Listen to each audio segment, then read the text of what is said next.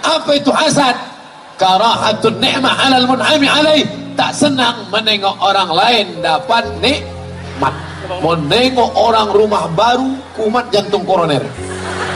Menengok orang mobil baru naik diabetes meletus.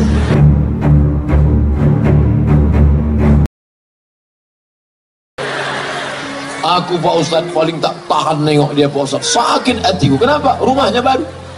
Kalau dia itu pula mobilnya baru. Tapi yang paling marah aku sama dia Pak Ustaz. Kenapa? Bininya baru. Kamu jangan marah dulu. Dia bini baru karena bini lamanya mati, meninggal dunia. Mudah-mudahan yang bininya meninggal diberi Allah ganti segera insyaallah. Takut ngaminkan. Bapak Ibu yang dimuliakan Allah Subhanahu wa taala. Oleh sebab itu, adalah ibu-ibu sama bapak-bapak pergi undangan. Besok kan hari libur nih. Besok hari Ahad. Undanganlah. Undangan akikah, undangan walimah, undangan pesta. Balik undangan sampai ke rumah tak tenang jantung. Panggil dokter puskesmas. Dokter pun datang membawa balon hitam yang dipencet-pencet. Tengok 180 per 150. Pak, jangan jauh-jauh ya kata. Kenapa? Takut mati di jalan. Pak yang ngurus jenazahnya. Ada makan daging kambing? Tak ada. Ada makan gulai kambing? Tak ada. Ada makan sop kambing? Tak ada. Ada makan sate kambing? Tak ada. Ada makan soto kambing? Tak ada. Ternyata bukan salah kambing. Apa salah? Waktu undangan tadi nampak kawan gelang emasnya.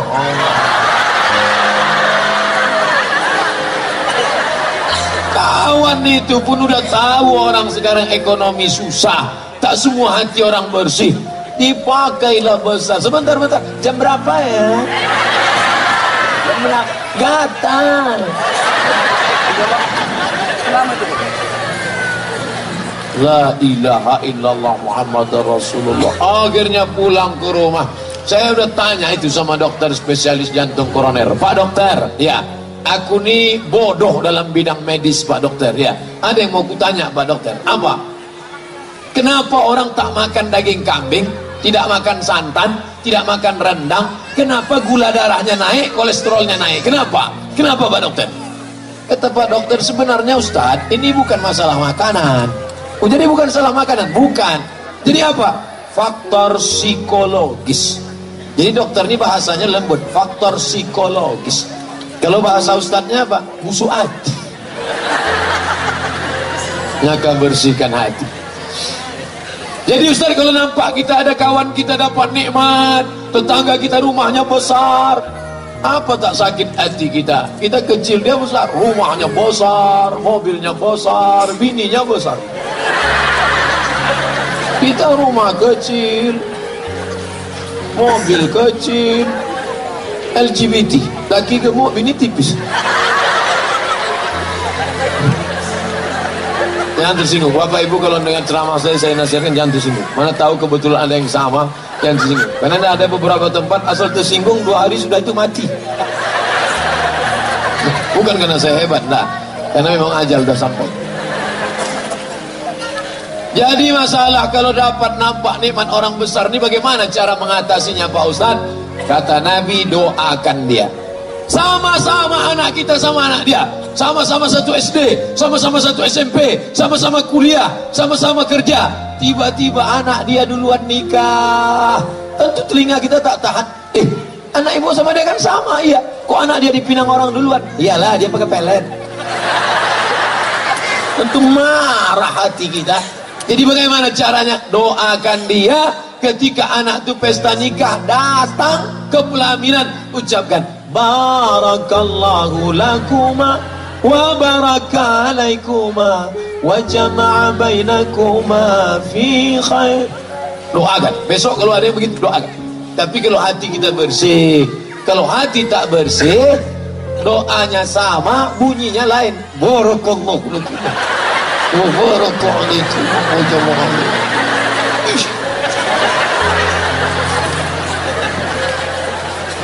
Sama-sama nikah, bisa pula tak punya anak.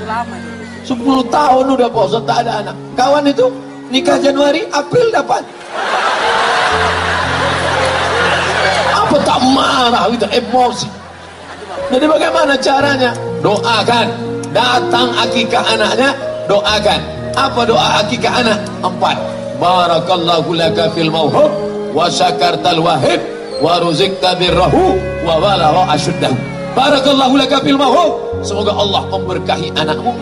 Wa syakartal wahib, kau bersyukur kepada Allah. Wa balagha asyuddahu, sampai usia anak ini dewasa.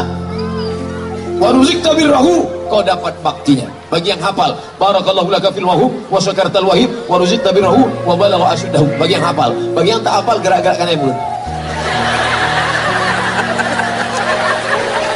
Apa yang kau baca tadi? Terserah aku lah, mulut-mulut aku pokoknya. Bapak Ibu yang dimuliakan Allah. Jadi syarat yang pertama, kalau mau hilang rasa hasad, benci, dengki, musuh hati menengok kawan adalah, yang pertama caranya doakan orang itu supaya dia, nih di atas nih pejabat-pejabat kita, orang-orang hebat nih di atas nih, doakan mereka nih. Kalau kita doakan mereka, datang malaikat, dikirimkan Allah. Apa kata malaikat? Amin, kabulkan doa orang ini, kau dapat yang sama macam yang kau doakan. Ya Allah, ini tetanggaku rumahnya baru, mobilnya baru, bukan main sakit hatiku nengok dia. Ya Allah, udahlah mobil itu baru, dipasangnya pula kaca 80% gelap, tak nampak. Asal berselisih di jalan tak mau dia buka, diklaksonnya 2 kali, ten. Panjangkan umurnya ya Allah, murahkan rezekinya ya Allah, jadikan anaknya soleh dan solehah. Apa kata malaikat? Amin, kabulkan doa orang ini, walaka misluh, kau dapat yang sama macam yang kau doakan. Begitu. Jangan doakan yang tak baik. Ini orang kalau sudah menengok orang lain dapat nikmat, ya Allah, sakit betul hatiku nengok dia, kalau bisa cepatkan dia mati. Kalau bisa jangan langsung mati, buat stroke agak 6 bulan. Apa kata malaikat? Amin, kabulkan doanya, dia dapat. Duluan kau kena, dia tak. Oleh sebab itu maka jangan. Aku Pak Ustadz memang tak bisa aku mendoakan dia Pak Ustadz. Kenapa? Sakit betul hatiku, diejeknya sumpah serapah, diejeknya aku di internet, diejeknya aku di Twitter, diejeknya aku di BBM, diejeknya aku di YouTube. Sabar. Bapak Ibu tengok orang yang mengejek-ejek saya di internet itu, pernah saya balas? Pernah tak Bapak Ibu menengok saya mencaci maki orang di internet? Ada? Tak pernah saya balas. Kenapa? Saya tak tahu passwordnya.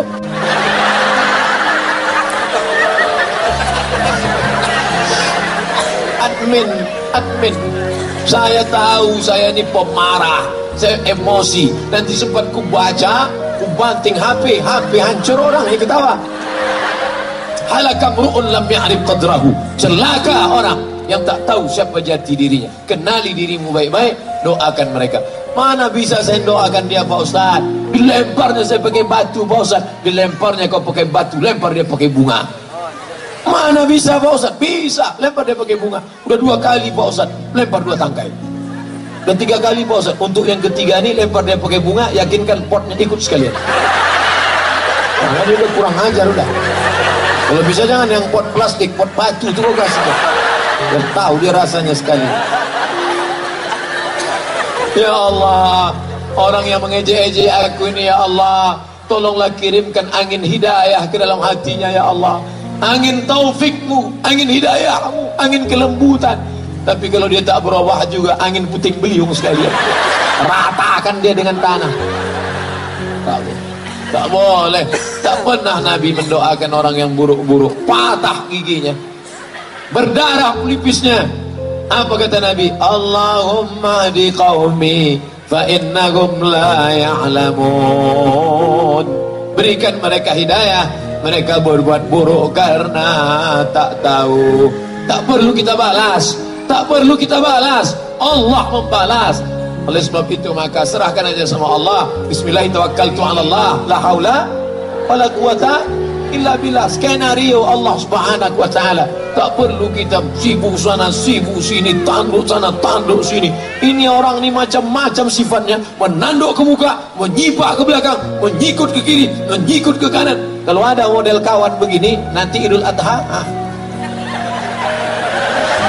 Bismillahi Allahu Akbar. Di muka diletakkan menyipak ke belakang, diletak di belakang menanduk ke muka, diletak di samping menyikut. Ini memang kalau tak kambing sapi deh.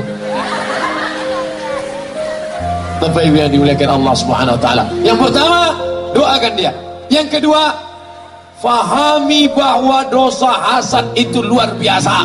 Apa dosa hasad itu? Iyakum wal hasada, takutlah kalian penyakit hasad. Fa innal hasada, karena penyakit hasad yakulul hasanat, memakan pahala, kama takulun narul hatab, sebagaimana api memakan kayu bakar.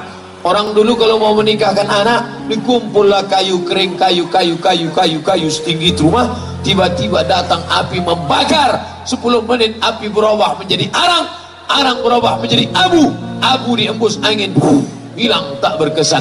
Begitulah amalmu hilang gara-gara hasad. Sholat kau terbang, sedekah kau melayang, haji umrahmu tak berkesan gara-gara penyakit hasad. Maka dalam hati, hai Abdul Somad, jangan kau hasad Abdul Somad, nanti pahala ceramah kau hilang.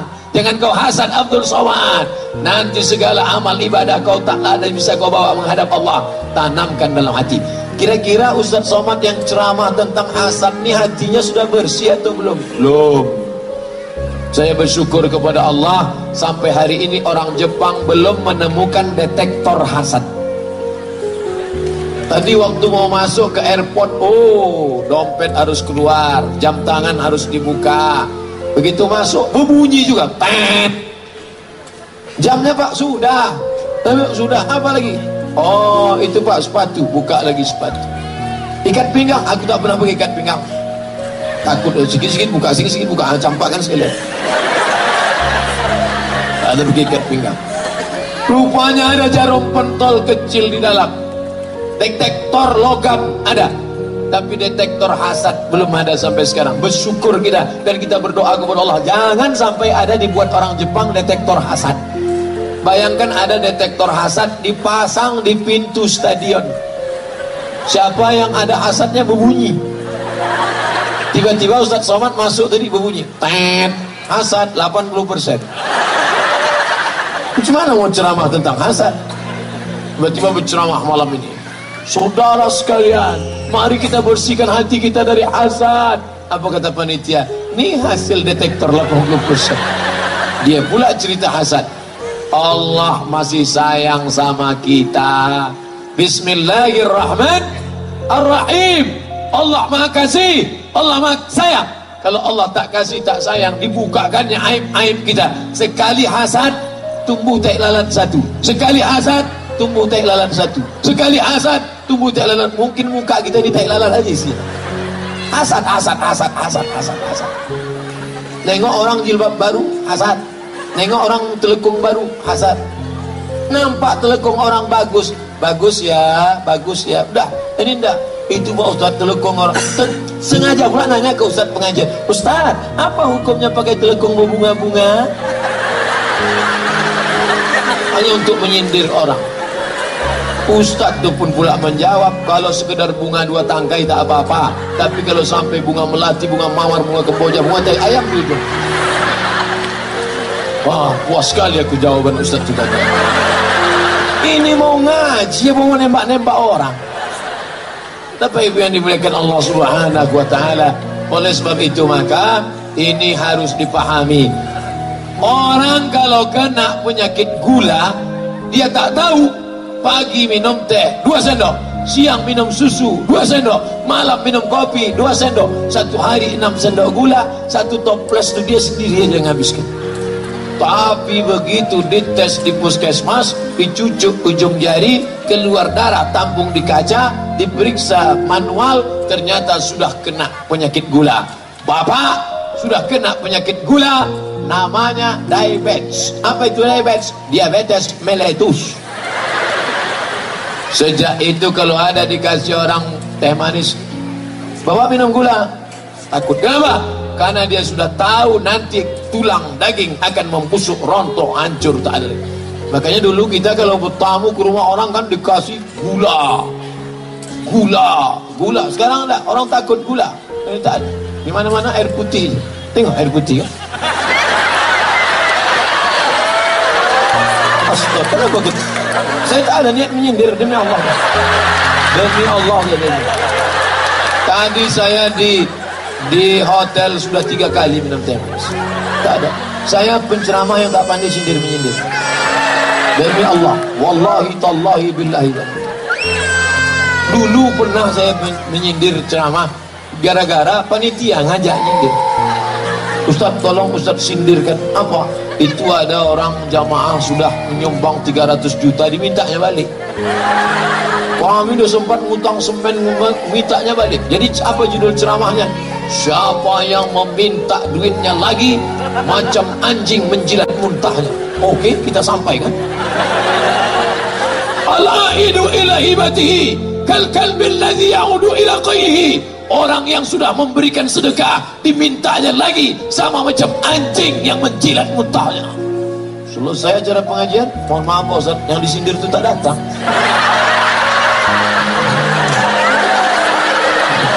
Sejak itu tak mau saya sendiri. Jadi jangan sampai tersinggung dengan ceramah. Ini harus saya jelaskan dari awal. Jangan sampai nanti Ustaz itu sindir-nyindir. Nah, saya tak pandai itu. Tak tahu saya tadi entah apa judul ceramah mau disampaikan. Tiba-tiba ke situ aja belok. Bapak Ibu yang dimuliakan Allah Subhanahu wa taala. Nah, yang pertama, doakan orang yang dapat nikmat itu, nikmat anak, nikmat jabatan, nikmat kekuasaan, nikmat jadi anggota legislatif, nikmat jadi bupati, gubernur, nikmat jadi macam-macam. Yang kedua, pahami dengan baik. Kalau sampai aku kena penyakit hasad ini, lebih ngeri daripada diabetes meletus, lebih ngeri daripada jantung koroner, lebih ngeri daripada kurap kadas dan panom. Yang ketiga, apa dia? Bahwa hasad ini hanya menghukum diri kita sendiri. Orang yang kena penyakit hasad, dia menghukum dirinya sendiri. Orang lain rumahnya bagus, rumah dia jelek, hasad dia. Apakah dengan hasadnya itu berubah rumahnya? Tidak. Tetangganya mobil baru, dia pakai kap 70. Yang pakai kap 70 jangan batas. Apakah dengan hasad dia berubah kap 70 itu jadi 32.000? Tidak. Jangan sepeda dengan kap 70. Itu yang paling dicari-cari orang sekarang. Nah, itu cara memperbaiki balik. Bapak Ibu yang dimuliakan Allah Subhanahu wa taala. Oleh sebab itu maka hasad nih, anak-anak lajang hasad menengok bini kawan cantik, sama-sama satu kuliah, sama-sama satu kampus, sama-sama kerja, tiba-tiba dia nikah bini cantik. Menengok bini ini menitik air liur, menengok ini menitik air mata.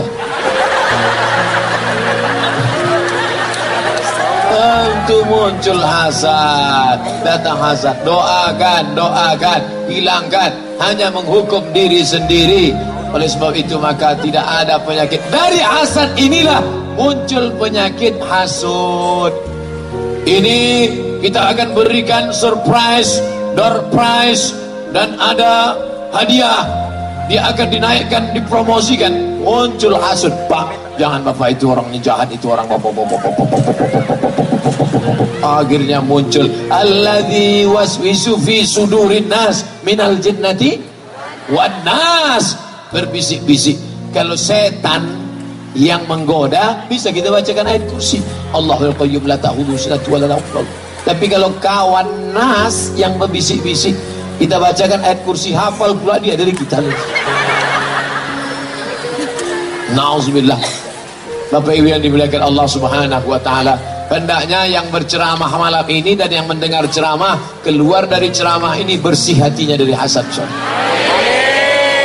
Yang pertama kali kena hasad itu siapa Pak Ustaz? Adam alaihissalam dari tanah. Adam dari tanah. Tiba-tiba disuruh Allah semua malaikat sujud kepada Adam. Wa il qulna lil malaikati, kami katakan kepada malaikat semuanya, usjudu li Adam, sujudlah kepada Adam. Fasajadu, semuanya sujud. Ada satu yang tak mau sujud. Siapa dia? Iblis. Kenapa dia tak mau sujud? Sebab iblis tak mau sujud adalah hasad. Kenapa dia hasad? Kenapa Adam yang sujud malaikat? Adam dari tanah, ibu, bapak, saya, bapak anggota dewan, semua kita ini diciptakan dari tanah, dari tanah. Ustaz Somad, ya, kita ini semua dari tanah, ya. Kalau memang kita dari tanah, kenapa sifatnya lain-lain? Sifat tanah kan rendah, sifat tanah kan rendah, sifat tanah kan baik, sifat tanah kan lembut. Kenapa dia tak baik? Dia dari tanah juga, cuman dari tanah sengketa.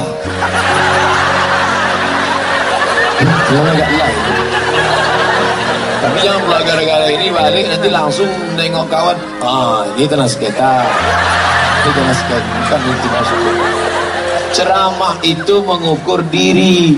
Kalau kita habis dengar ceramah pengajian untuk mengukur diri, bukan untuk mengukur orang. Kadang orang kalau sudah dapat meteran 1 meter 100 cm, itu dipakainya untuk mengukur orang. Kau kurang. Dipakai untuk mengukur diri kemari.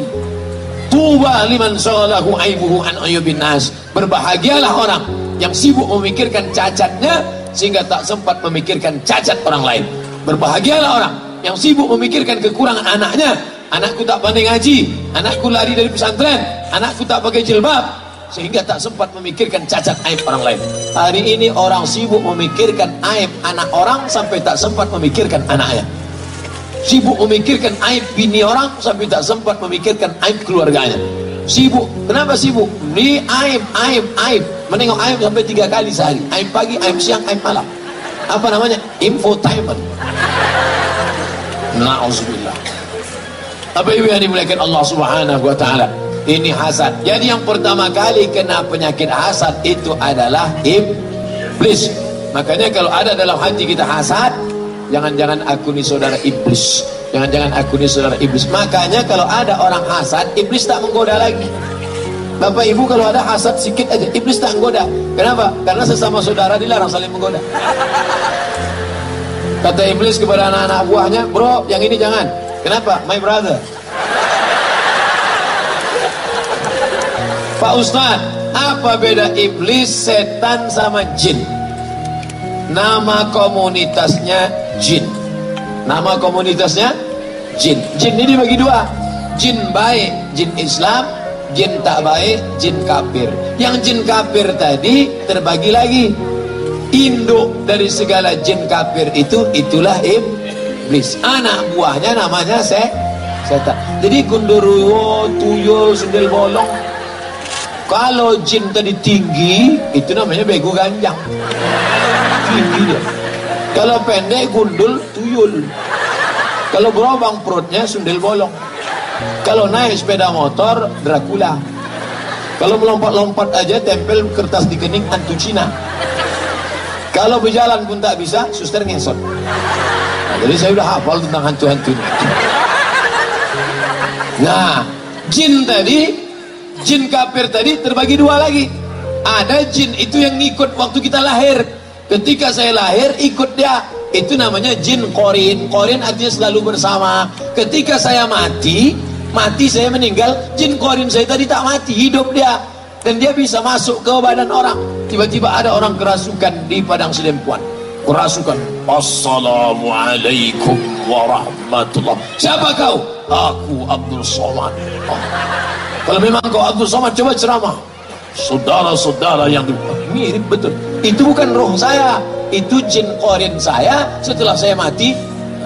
Jadi ada jin itu yang tugasnya jelas, mengikuti Abdul Somad kemana dia ceramah, ke kamar mandi, itu jin korin. Tapi ada jin yang tak jelas kerjanya, di bawah pokok kayu, di apa, itu namanya jin nonjok. Tak jelas kerjanya. Karena di warung kopi pakai seragam pagi-pagi, tak tahu kerjanya apa. Oleh sebab itu maka ini harus diperjelas. Nah, cerita tentang kenapa jauh betul dari hasad ke jin. Karena jin hantu setan hanya bisa masuk ke dalam hati orang yang hasad. Maka minta kepada Allah, ya Allah, bersihkan hatiku daripada penyakit hasad. Sebelum tidur malam, bayangkan semua orang yang kita hasad sama dia. Hasad sama siapa? Kebetulan saya duduk di samping Ketua Komisi 7. Apa tak hasad kita? Duduk di sebelah Komisi 7. Kita cuman ustadz biasa aja. Di Komisi 7 ada mobil dinas, ada tunjangan listrik, ada. Untuk hasad kita. Maka saya bayangkan wajahnya nanti malam, ya Allah, Bapak Ketua Sidang Komisi 7, berikan dia taufik dan hidayah untuk membimbing negeri ini menjadi baldatun thayyibatun wa rabbun ghafur, ya Allah. Dengan doa itu diturunkan Allah, disembuhkan hati penyakit hasad. Siapa saja yang kita dendam, waktu malam itu kita bayangkan wajahnya. Berat tuh Pak Ustaz, berat. Udah lama Ustaz amalkan tuh, sudah lama. Pertama itu berat. Waktu mendoakan dia itu membayangkan tuh, rasanya membawa martil aja gitu. Bayangkan orang yang ngejek-ngejek kita sumpah serapah. Tapi lama-lama jangan disimpan sampai besok pagi. Apa kata Nabi? Kalau kalian mau menengok penghuni surga, itu orangnya. Kalau kalian mau menengok penghuni surga, itu orangnya. Sahabat penasaran, apa betul amal dia? Datang ke rumahnya, tidur sama dia, makan sama dia, menginap di rumahnya 3 hari 3 malam. Amalnya sama. Tahajudnya biasa, puasanya biasa, makannya biasa, tidurnya biasa. Akhirnya dia tanya, hai saudaraku, ya akhi, bahasa Arabnya. Bahasa Jawanya, sedulurku. Bahasa Inggrisnya, halak kita sesudena.